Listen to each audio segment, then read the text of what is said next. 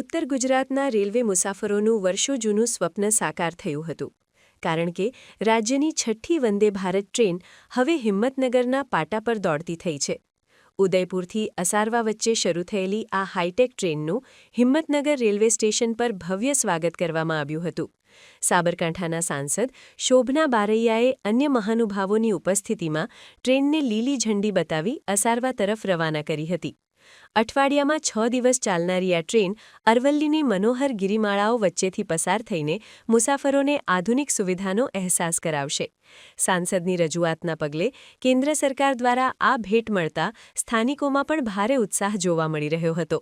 હવે સાબરકાંઠા અને અરવલ્લીના લોકો માત્ર ગણતરીના કલાકોમાં જ ઉદયપુર કે અમદાવાદ પહોંચી શકશે.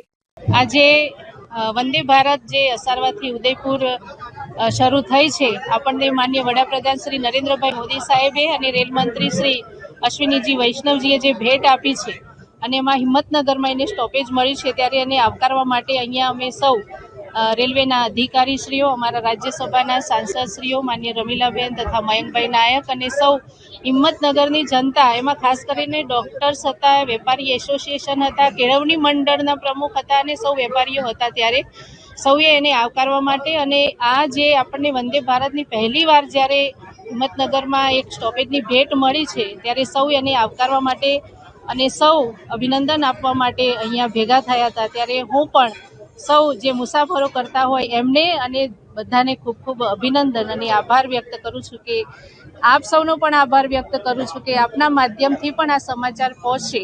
વંદે ભારત મંગળવાર સિવાય અઠવાડિયાના બધા દિવસે શરૂ રહેવાની છે, એટલે 18 તારીખથી રાબેતા મુજબ વંદે ભારત શરૂ રહેશે.